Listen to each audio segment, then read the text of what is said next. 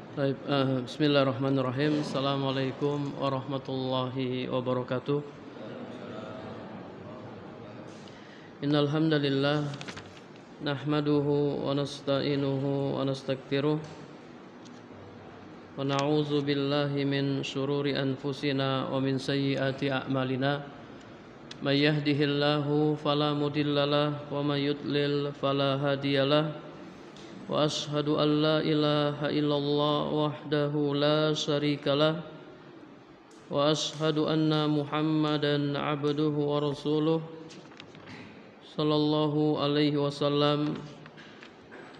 Amma ba'du, para jamaah, bapak-bapak dan ibu-ibu, kaum muslimin dan muslimat rahimakumullah. Alhamdulillah kita bertemu kembali dalam kajian rutin, kajian kitab Mulakhas Fikih karya Dr. Shalih bin Fauzan bin Abdullah Al-Fauzan hafizahullah ta'ala. Kita masuk pembahasan Kitabus Shalah, kitab tentang salat. Babun fi wujubi shalawatil khamsi, bab kewajiban salat 5 waktu. Para jamaah rahimakumullah, salat merupakan rukun Islam yang sangat penting setelah 2 kalimat syahadat. Rukun Islam ada berapa? Ada 5. Bunyal Islam ala khamsin. Islam dibangun di atas 5 perkara. Yang pertama syahadatain, yang kedua iqamus shalah wa ita'uz zakah wa shaum ramadan wa hajjul bait. Salat merupakan rukun Islam yang kedua. Dan salat disyariatkan dengan bentuk ibadah yang paling sempurna dan paling bagus. Kita bisa lihat ya, ibadah-ibadah yang Allah syariatkan. Ibadah salat Allah syariatkan dengan bentuk yang paling sempurna dan paling bagus. Banyak sekali ibadah-ibadah yang terkandung dalam salat. Banyak sekali ibadah-ibadah yang terkandung dalam salat. Di antaranya min zikrillah, berzikir kepada Allah, wa tilawatin li kitabihi, tilawah Al-Quran, wa qiyam baina yadayillah, berdiri di hadapan Allah, wa ruku, wa sujud, doa, tasbih, takbir, dan lain-lain. Terkandung dalam salat berbagai macam ibadah yang agung. Jadi kalau kita salat, kita telah melaksanakan ibadah-ibadah ini.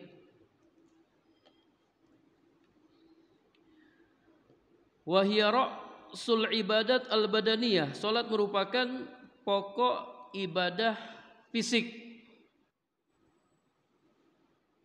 Kalau ibadah harta, zakat, ibadah fisik, salat, ibadah harta dan fisik, zakat haji.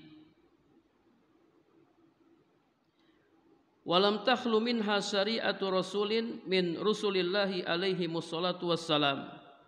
Dan salat merupakan syariat semua rasul.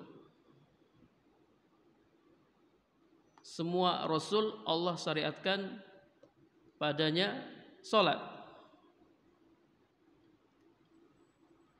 Anda punya buku ya, Anda tulis buku tentang salat. Masih beranikah salat kau tinggalkan? Jadi ini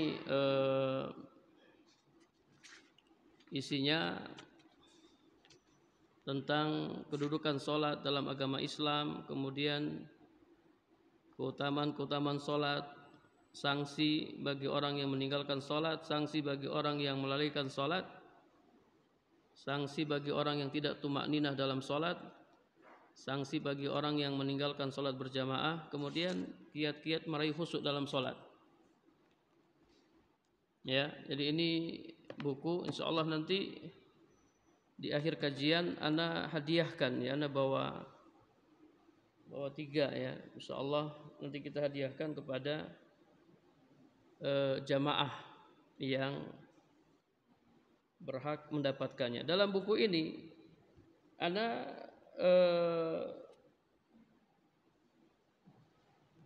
menulis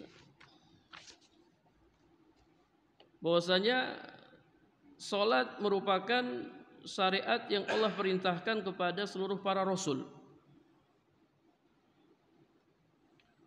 Allah syariatkan salat kepada Nabi Yunus alaihissalam.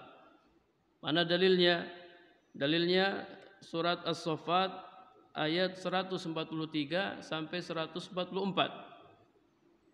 Allah berfirman, "Falaula annahu kana minal musabbihin lalabisa fi batnihi ila yaumi yub'atsun." Seandainya Yunus tidak termasuk orang yang mengingat Allah, niscaya dia akan tetap tinggal di perut ikan itu sampai hari kiamat. Kata Imam Ibnu Abbas ketika menjelaskan ayat ini, orang yang mengingat Allah maksudnya orang yang menunaikan salat. Kalau seandainya Nabi Yunus tidak termasuk orang yang menunaikan salat, niscaya dia akan tinggal di dalam perut ikan sampai hari kiamat. Nabi Yunus termasuk orang yang rajin melaksanakan salat, sehingga dia langsung dikeluarkan Allah Subhanahu wa taala dari perut ikan. Kemudian juga Allah syariatkan salat kepada Nabi Ibrahim. Nabi Ibrahim, kemudian Nabi Ismail. Dalam surat Ibrahim ayat 37 Allah berfirman tentang doa Nabi Ibrahim, "Rabbana inni askantu min dzurriyyati biwadin ghairi dzi zar'in 'inda baitikal muharram, Rabbana liyuqimus shalah." Wahai Rabb kami, sesungguhnya aku telah menempatkan sebagian keturunanku di lembah yang tidak mempunyai tanam-tanaman, di dekat rumah engkau Baitullah yang dihormati. Nabi Ibrahim dia tempatkan keturunannya di Baitullah. Baitullah dulu kering, enggak ada tanam-tanaman. Kenapa Nabi Ibrahim tempatkan keturunannya di sana? Rabbana liyuqimus shalah, wahai Rabb kami, agar mereka mendirikan salat, supaya mereka salat. Ini penting para jamaah. Kita kalau nyari tempat tinggal yang pertama yang dekat dengan masjid. Ya, biasa kita dekat masjid, apalagi dekat dengan rumah sakit, dekat dengan pasar, dekat bandara. Yang paling utama dekat dengan masjid. Kenapa kita pilih dekat dengan masjid? Supaya kita dan anak-anak kita bisa mendirikan salat.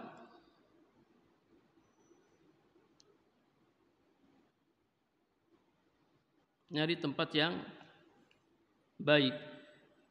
Kemudian juga Allah berfirman dalam ayat yang lain, dalam surat Ibrahim, masih surat Ibrahim ayat 40, Rabbi ja'alni muqimas shalah wa min dzurriyyati, Rabbana wa taqabbal du'a. Wahai Rabbku, jadikanlah aku dan anak cucuku orang-orang yang tetap mendirikan salat. Wahai Tuhan kami, perkenankanlah doaku. Nabi Ibrahim salat. Nabi Ismail juga salat. Dalam surat Maryam ayat 54 sampai 55, wadhkur fil kitabi Ismail innahu kana shadiqal wa'di wa kana rasulan nabiyya. Dan ceritakanlah, wahai Muhammad, ceritakanlah kepada mereka kisah Ismail yang disebutkan dalam Al-Qur'an. Sesungguhnya ia adalah seorang yang benar janjinya dan dia adalah seorang rasul dan nabi. Wa kana ya'muru ahlahu bis-shalah waz-zakah. Dan dia menyuruh keluarganya untuk sholat dan menunaikan zakat. Nabi Ismail suruh keluarganya untuk sholat dan menunaikan zakat. Tentang Nabi Ishak ya juga Allah sebutkan dalam surat Al-Anbiya ayat 72-73 tentang Nabi Musa. Nabi Musa juga sholat. Kemudian Nabi Daud, Nabi Ismail, Nabi Sulaiman. Anda bacakan nih, ada ayat yang menarik yang menceritakan tentang Nabi Sulaiman dalam surat Shad ayat 30-33. Wa wahabna li Daud Sulaiman, dan kami karuniakan kepada Daud seorang putra Sulaiman, Sulaiman bin Daud, anaknya seorang rasul, bapaknya juga seorang rasul, sama seperti Nabi Ibrahim dan Nabi Ismail. Ni'mal abdu innahu awwab. Sulaiman adalah sebaik-baik hamba.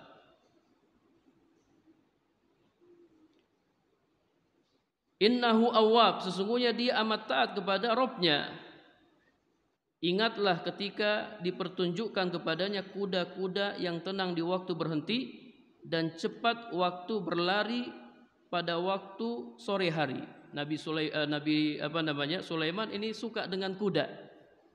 Ketika ditunjukkan kepadanya kuda-kuda yang bagus, kalau lari cepat, ketika berhenti tenang,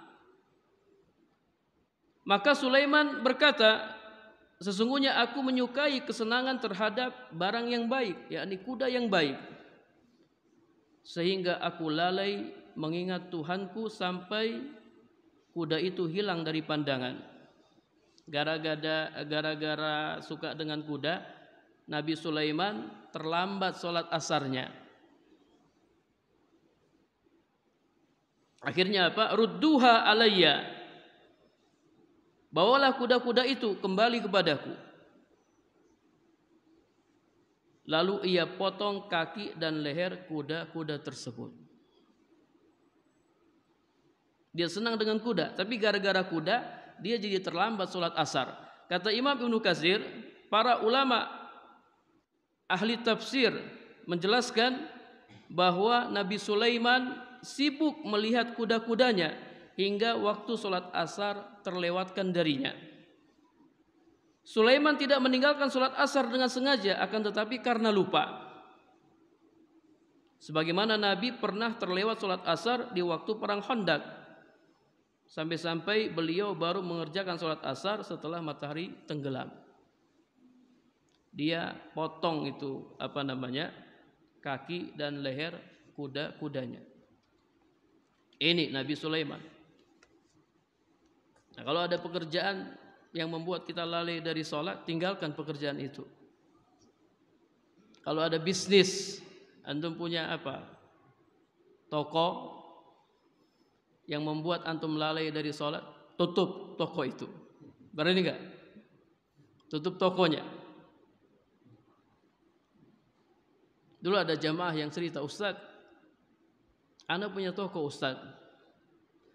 Itu waktu-waktu azan itu pembelinya ramai, Masya Allah, apalagi pas qomat, ramai pembelinya. Tapi setelah setelah selesai sholat pembelinya kurang, bahkan nggak ada pembeli. Jadi anak diuji oleh Allah Subhanahu Wa Taala. Pas mau sholat tokonya ramai, banyak pembeli. Sedang diuji, sehingga kadang dia terlambat sholatnya. Ya, kalau mau ikut Nabi Sulaiman, ya tutup toko antum. Jadi sholat adalah ibadah yang sangat agung. Allah syariatkan kepada seluruh para rasul.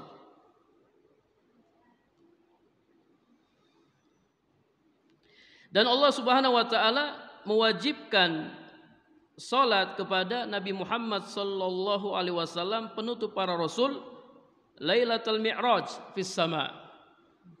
pada malam Nabi naik ke langit dalam peristiwa Isra dan Mi'raj. Berbeda dengan syariat-syariat yang lain. Kalau syariat-syariat yang lain kadang Allah perintahkan malaikat Jibril untuk sampaikan kepada Nabi Muhammad sallallahu alaihi wasallam. Tapi syariat salat Allah panggil Nabi Muhammad sallallahu alaihi wasallam. Ini menunjukkan ya keagungan salat, kemuliaan salat.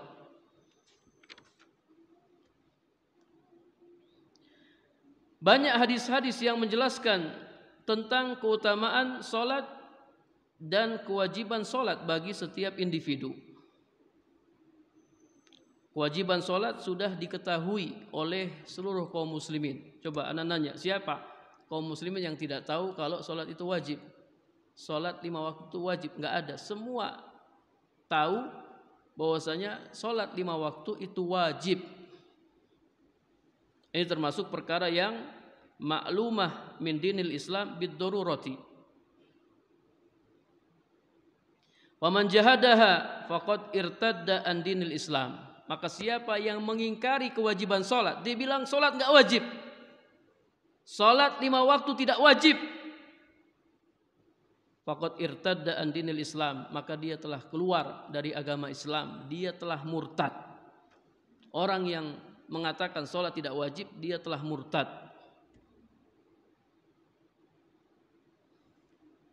Yustatabu, dia disuruh bertobat. Ini kalau tegak hukum Islam di negara kita, dia disuruh tobat.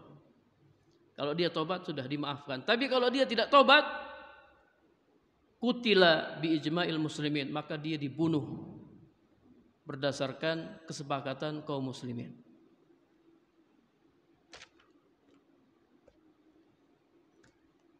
Para jamaah rahimakumullah, ini tentang kedudukan salat. Adapun pengertian salat, salat ini bahasa Arab atau bahasa Indonesia? Bahasa Arab atau bahasa Indonesia salat?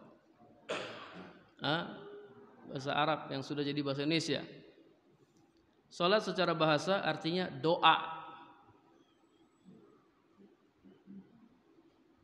Secara istilah, salat adalah aqwalun wa af'alun mahsusatun.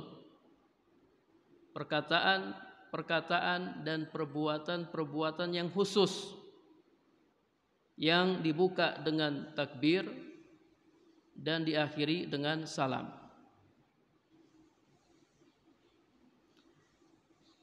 Kenapa dinamakan salat? Listimaliha ala doa, karena terkandung di dalamnya doa. Orang yang salat tidak lepas dari doa ibadah, kemudian doa mas'alah. Walidzalika sumiyat shalah. Para jamaah rahimakumullah, sebagaimana yang sudah kita jelaskan, salat diwajibkan pada malam Isra dan Mi'raj qabla al-hijrah, sebelum hijrah, sebelum Nabi hijrah ke Madinah. Diwajibkan khamsa sholawat fil yaum wal lailah, 5 waktu sehari semalam. Saya juga akan jelaskan, akan ceritakan hadis Isra dan Mi'raj.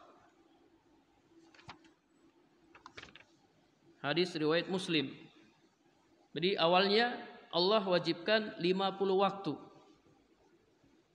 Bayangkan kalau 50 waktu para jemaah, mungkin kita sudah tidak bisa, antum nggak bisa kuliah, antum nggak bisa kerja, udah nggak bisa di masjid terus. 50 waktu. Ketika Nabi Muhammad SAW hendak turun, beliau bertemu dengan Nabi Musa alaihissalam. Nabi Musa bertanya, apa yang Allah perintahkan kepadamu? Kata Nabi Muhammad, salat 50 waktu. Kata Nabi Musa, naik, minta tahfif, keringanan. Umatmu tidak bakalan mampu. Ana ingin nanya para jamaah, Nabi Musa, prediksi Nabi Musa benar atau tidak benar? Benar atau tidak benar? umatmu tidak akan mampu. 5 waktu aja banyak yang gaib. Apalagi 50 waktu. Nabi Musa mengatakan umatmu nggak bakalan mampu.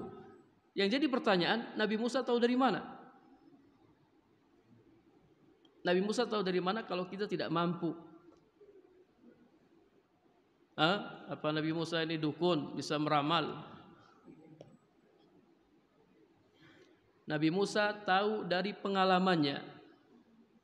Karena disyariatkan kepadanya sholat dan umatnya nggak mampu.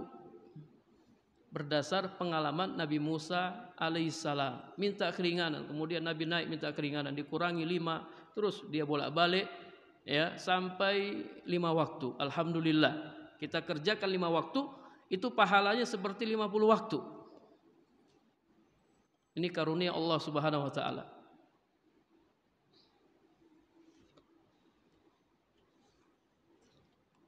Bidukhuli awqatiha ala kulli muslim mukallafin. Salat 5 waktu diwajibkan kepada setiap muslim yang mukallaf bila telah masuk waktunya. Jadi salat ada waktunya. Nanti kita akan bahas waktu-waktu salat. Allah Subhanahu wa taala berfirman, "Inna sholata kanat 'alal mu'minina kitaban mauquta." Surat An-Nisa ayat 103. Sesungguhnya salat adalah kewajiban yang ditentukan waktunya atas orang-orang yang beriman. Dan waktu sholat sudah dijelaskan oleh Nabi Sallallahu Alaihi Wasallam dengan sabdanya dan dengan perbuatannya. Jadi kita akan jelaskan hadis-hadis tentang waktu-waktu sholat. Kalau sekarang sudah enak ya, sudah ada jadwal sholat, sudah ada jam, sudah ada aplikasi waktu sholat, sudah enak. Kalau dulu belum ada, orang sholat masih melihat matahari.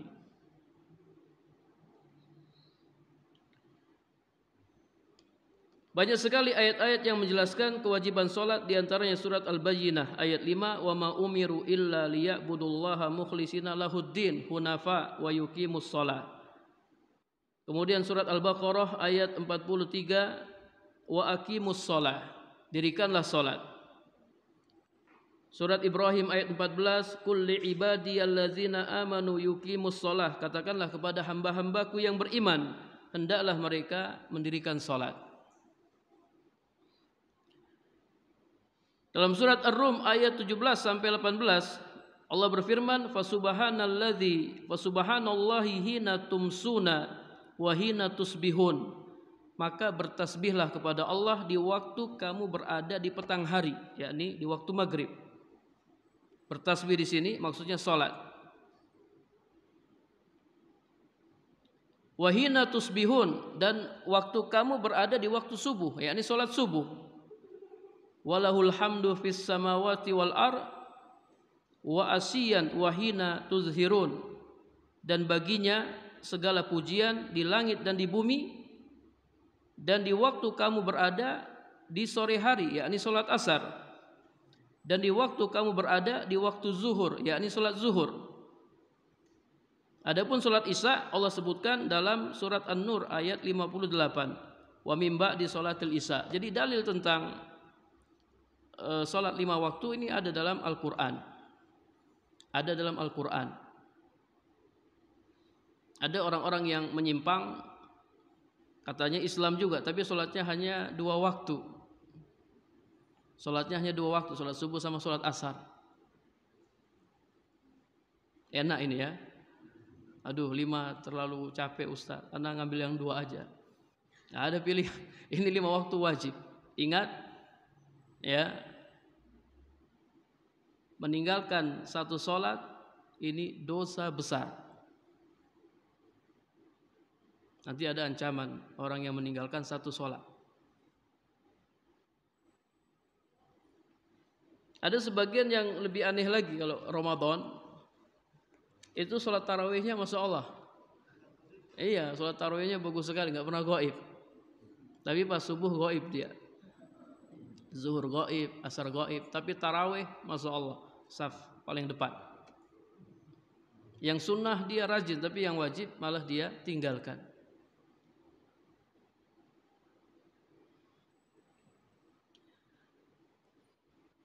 Waman ata alaihi waqtuha wa huwa baligun akilun wajabat alaihi, maka siapa yang mendapati waktu salat dalam keadaan sudah balik dan berakal, wajabat alaihi, maka salat wajib atasnya. Illa haidon wan nufasa, kecuali wanita yang haid atau wanita yang nifas. Wanita yang haid dan wanita yang nifas tidak wajib mengerjakan salat dan tidak wajib mengqadha'nya. Ini sudah kita bahas. Barang siapa yang hilang akalnya disebabkan ketiduran atau pingsan dan semisalnya, maka dia wajib mengqadha' salatnya ketika dia sadar atau sudah bangun dari tidurnya. Nabi sallallahu alaihi wasallam bersabda, "Man nama an salatin aw nasiyaha falyusalliha idza dzakaraha." Siapa yang ketiduran atau lupa salat, maka hendaklah dia salat ketika dia bangun atau ketika dia ingat. Kalau ketiduran, lupa, qadha. Adapun wanita haid, wanita nifas tidak perlu qadha. Para jamaah rahimakumullah, kemudian kata penulis, ya ini penting juga, pembahasan berikutnya ini penting, kata penulis, dan orang tua wajib memerintahkan anaknya untuk sholat ketika anaknya sudah berumur 7 tahun. Walaupun sholat belum wajib atasnya, anak yang 7 tahun belum wajib sholat, tapi bagi orang tua wajib ajak anaknya untuk sholat. Supaya apa? Kenapa 7 tahun sudah ajak ke masjid? Supaya dia perhatian terhadap sholat dan dia terbiasa mengerjakannya. Coba antum ingat dulu ya. Ana alhamdulillah dari kecil sudah disuruh sholat. Dari kecil orang tua sudah suruh sholat, dan rumah ana itu dulu di Papua di samping masjid. Jadi paling 2 langkah langsung masuk masjid. Teman-teman di kompleks juga sholat. Jadi kita mainnya di masjid, kadang kita tidur di masjid.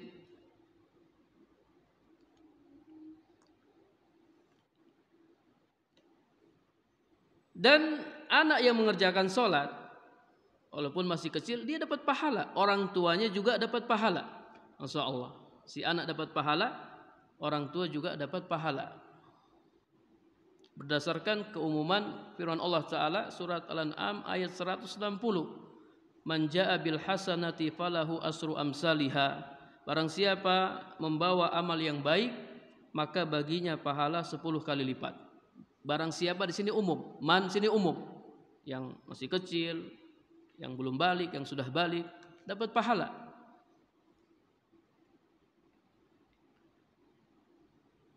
Dan sabda Nabi sallallahu alaihi wasallam, berdasarkan sabda Nabi sallallahu alaihi wasallam kepada seorang wanita yang dia gendong anaknya, diangkat anaknya, kemudian dia bertanya, "Alihaza hajjun?" Ya Rasulullah, apakah anak kecil ini boleh haji? Kata Rasulullah, "Na'am, boleh. Walaki ajrun, dan kamu dapat pahala. Kamu sebagai ibunya dapat pahala." Maka orang tua mengajarkan sholat kepada anaknya dan juga mengajarkan wudu, tayamum, dan lain-lain kepada anaknya. Ingat, orang tua punya kewajiban menjaga keluarganya dari api neraka. Ku anfusakum wa ahlikum naro. Di antara caranya suruh keluarga sholat. Suruh keluarga sholat. Kemudian apabila anaknya sudah berumur 10 tahun, disuruh sholat kemudian tidak mau, orang tua wajib orang tua memukul anaknya. Ingat, 10 tahun. Kalau di bawah 10 tahun disuruh sholat, tidak mau sholat, tidak boleh dipukul. Masih 7 tahun, 8 tahun, 9 tahun tidak boleh dipukul. Tapi ketika sudah masuk 10 tahun disuruh sholat tidak mau, maka dipukul.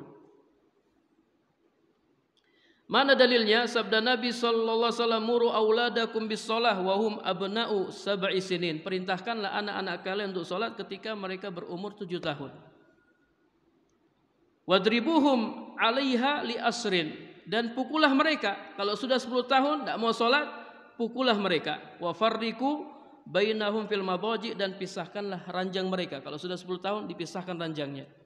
Hadis riwayat Ahmad, Abu Daud, Tirmizi dan yang lainnya.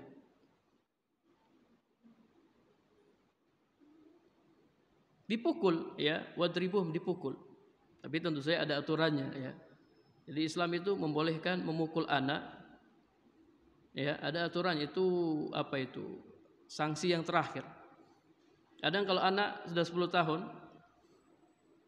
ayo sholat, ayo berangkat ke masjid, dia nggak berangkat, ya kita jangan langsung mukul. Kita gunakan langkah yang lain. Misalnya kita angkat suara. Ya, biasa kalau angkat suara anak mulai takut ya. Ayo berangkat. Belum berangkat juga, antum tatap dia dengan tatapan yang bermakna. Pelototin dia sambil angkat suara. Ayo berangkat sholat. Dan dikasih ancaman, kalau tidak nanti abi pukul. Yang nyuruh pukul siapa? Rasulullah. Jadi ini syariat Allah. Allah berhak nggak nyiksa kita para jemaah? Allah berhak nggak nyiksa kita? Berhak. Allah berhak nggak hukum kita? Berhak. Allah berhak nggak menetapkan anak yang 10 tahun tidak sholat dipukul? Allah berhak. Karena Allah yang menciptakan kita. Ini syariat Allah Subhanahu wa taala. Dan ketika kita memukul anak pun tidak seperti mukul pencuri ya. Ada aturan-aturannya. Tidak boleh mukul wajah, tidak boleh mukul dengan pukulan yang meninggalkan bekas. Jadi ada aturan-aturannya. Lebih baik mana? Lebih baik anak dipaksa sholat atau dibiarkan tidak sholat? Lebih baik dipaksa sholat daripada dibiarkan tidak sholat. Ini penting para jamaah. Sekali lagi ini penting karena sholat ini kita lihat banyak sekali orang meninggalkan sholat. Itu di kampus-kampus ya. Anda pernah ke kampus, kita tidak usah sebutkan nama kampusnya. Itu kalau jam istirahat, masya Allah, masjid ramai, mahasiswa-mahasiswi kumpul di masjid ya, sedang di musola ngerjain tugas. Tapi pas azan semua kabur, pada kabur nggak tahu kemana. Ya, biasanya yang kabur dengarkan azan itu setan para jemaah. Setan kalau dengerin azan kabur dia. Iya, tidak sholat mereka, hanya menjadikan masjid sebagai tempat istirahat, sebagai tempat ngerjain tugas. Itu anak-anak sekarang. Ya, jangan sampai anak-anak kita seperti itu. Para jamaah rahimakumullah, belum habis waktunya? Sudah habis? Belum, masih ada waktunya berapa? Ya. Para ulama juga menjelaskan anak yang sudah berumur 10 tahun disuruh sholat kemudian tidak sholat boleh dipukul. Sini wajib dipukul, kalau kata penulis wajib dipukul. Taib, ini yang 10 tahun tidak sholat. Gimana dengan anak yang sudah 20 tahun tidak sholat? Antum punya anak 20 tahun tidak sholat. Antum punya anak 30 tahun tidak sholat. Antum punya anak sudah nikah, udah punya anak tidak sholat. Ini gimana nih anak yang sudah 30 tahun tidak sholat nih? Diapain ini ya? 10 tahun aja dipukul. 10 tahun itu belum wajib sholat. 10 tahun belum wajib sholat. Belum balik. Afwan ya, bukan belum wajib sholat. Belum balik dan belum wajib sholat. Yang belum wajib sholat aja dipukul. Gimana dengan yang sudah wajib sholat, yang sudah balik, yang sudah 17 tahun?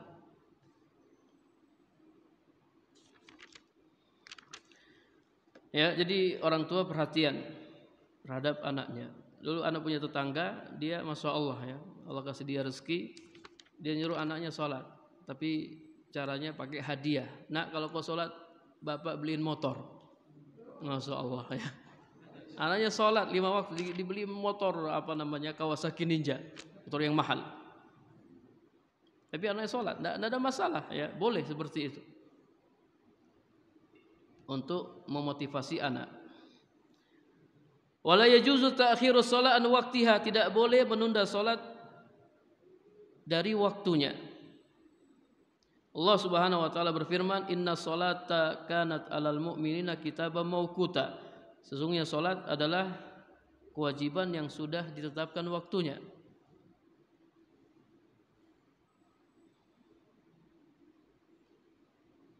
Dan ada ancaman yang keras, ini ana juga bahas ya di buku ana, ada ancaman yang keras bagi orang-orang yang suka menunda-nunda waktu salat hingga habis waktunya. Allah Subhanahu wa taala berfirman, "Fawailul lil musallin." Celakalah orang-orang yang salat. Ini ada orang yang mengatakan enggak usah salat katanya. Dalilnya ayat ini. Celakalah orang-orang yang salat. Titik. Dia tidak baca ayat selanjutnya. Siapa yang celaka?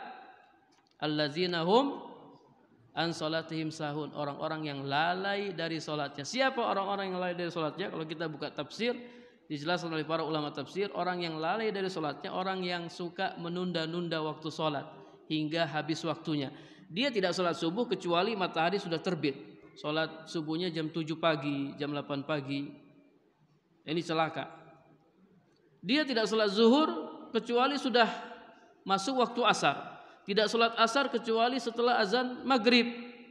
Dan seterusnya. Inilah orang yang celaka.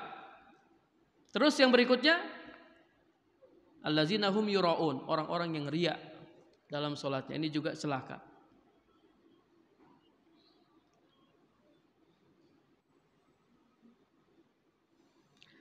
Boleh enggak menunda salat dalam kondisi-kondisi tertentu? Boleh atau tidak? Boleh ketika kita ingin menjamak salat. Boleh. Misalnya kita ingin jamak zuhur dan asar. Kemudian kita akhirkan salat zuhur. Kita kerjakan di waktu asar. Boleh atau tidak? Boleh. Ini namanya jamak takhir. Boleh. Bagi siapa? Bagi diantaranya bagi musafir. Musafir boleh menjamak solat. Boleh jamak takdim, boleh jamak takhir. Dalam waktu-waktu tertentu saja.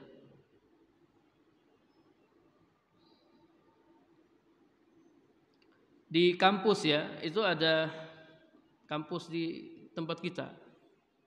Di Jogja. Ada dosen yang Masya Allah, tiap mahasiswanya datang masuk terlambat, dosennya nanya, "Antum sudah sholat subuh belum?" Ya, kata mahasiswanya, "Belum, udah sholat dulu sana." Sholat subuhnya jam 8. Sholat subuhnya jam 8. Taib ya, kita dengarkan azan. Sallallahu ala nabiyina Muhammad walhamdulillahi rabbil alamin.